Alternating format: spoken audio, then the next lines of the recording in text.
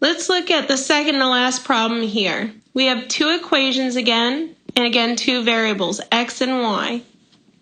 The question is, what do we do here? Well, pick one of the two equations to solve for either x or y. I'm going to pick the first one. So we're going to start out with xy equals 8.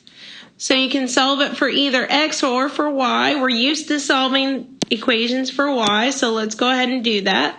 So you'll get rid of the x. Notice what's between the x and the y automatically is a times if you don't see anything. So how are you going to undo that? You're going to get rid of it by dividing both sides by x. So what that'll give you is that your y is going to equal 8 over x. So what we can do is plug that y equals 8 over x into the second equation that we have not used, the 3x plus 2y equals negative 16. And we can replace the y there with what we just came up with. The y equals 8 over x. We can plug that in for the y. Again, make sure that whenever you make that substitution, you put parentheses around it like you normally do.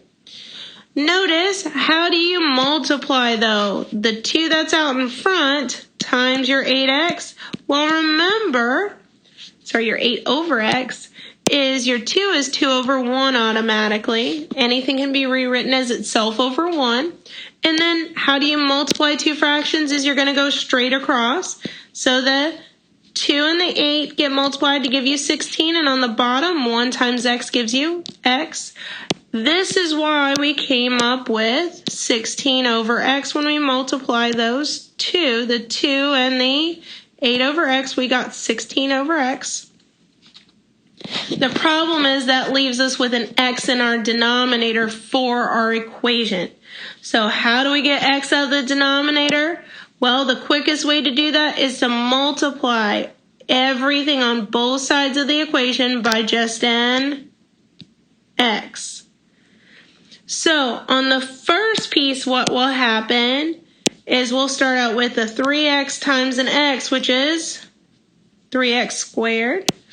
On the middle piece, however, multiplying by an x will actually cancel that denominator of x, just leaving us with the 16. And on the other side of the equation, multiplying by an x just picks up the x, so it turns into a negative 16x. Now notice, again, we have something that's quadratic, but it doesn't equal 0. So we have to get everything on one side and set it equal to 0. How you do that is we need to move this negative 16 over. How do we move it over? Well, you're going to do the opposite. You're going to add 16 to both sides. So that will move it from one side to the other. Now the question is, what do we have left over on the other side in the correct order? Well, we have the 3x squared first. Then we have the 16x. And then we have just a regular number 16. Now that we moved everything, though, from the other side is just a 0. The next thing would be whether or not this quadratic system factors. Well, we have, we have pretty large numbers, so I'm not sure I would spend the time even trying to factor. I'd probably, again, just jump to the quadratic formula because we know that always works, especially when we have large numbers. So as a reminder, what is the quadratic formula? The quadratic formula is x equals negative b plus or minus the square root of b squared minus 4ac all over 2a. That's your quadratic formula. So using our a, b, and c here on this problem, well, let's see what our a, b, and c are. Well, we have a 3 as our a, a 16 as our b, and a 16 as our c. So negative b here would actually be negative 16. Then b squared would be 16 squared, which is 256.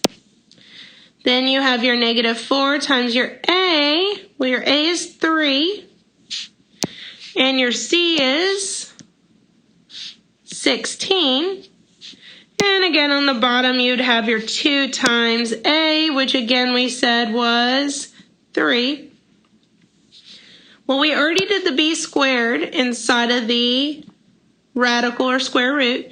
So the next thing you'd probably want to go after is just doing all that multiplication. The 4 times 3 times 16. Well, 4 times 3 times 16 is 192. If you wanted to, at the same time, you could go ahead and simplify the denominator because it's pretty straightforward. It's a 3 times 2, which would get you 6. But next, then you really don't have anywhere to go but to simplify what's underneath the square root here, which is 256 minus 192, which gets you 64. That's great because we end up with the square root of 64, which we can actually do in our head. The square root of 64 is just an 8. So now this gives me, again, 2 answers. We get the negative 16 plus 8 all over 6, and we get negative 16 minus 8 all over 6. Well, the negative 16 plus 8 over 6, well, the negative 16 plus 8 will get you negative 8 over 6, but that can be reduced because they're both divisible by 2 to negative 4/3. Now let's look at the other one with the negative on the square root. Well, negative 16 minus 8 all over 6. Well, negative 16 minus 8 will get us negative 24 over 6, which is negative 4.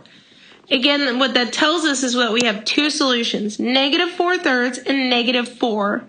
Those are our solutions for x. That's still not the y's for our solutions. So we'd have to keep on going. We'd have to take our x's and plug them back into the first step. So while plugging your x's in, so we'd plug them into that first step to figure out what y was going to be. Well, our first answer we got was negative 4/3. So that would mean that we'd have 8 divided by negative 4/3. How does that work out? Well, remember that we have 8, and then we're dividing by a fraction of negative 4/3. Remember that dividing by a fraction is the same thing as multiplying by its reciprocal. Well, the reciprocal just means flip it upside down. Well, the reciprocal of negative 4/3 is negative 3/4. Well, and again, remember that 8, if I'm going to rewrite as a fraction, is just 8 over 1. So what that would give me is 8 times negative 3 on top, which is negative 24, over 1 times 4 on the bottom, which is 4, which does indeed give me a negative 6. So for my first point, I have a negative 4/3 as my x, and we got a negative 6 for my y. So that's my first point. My second point, we got a negative 4 for my x. So plugging in an x of negative 4 here would get me a nice answer. We'd get 8 divided by negative 4, which is negative 2.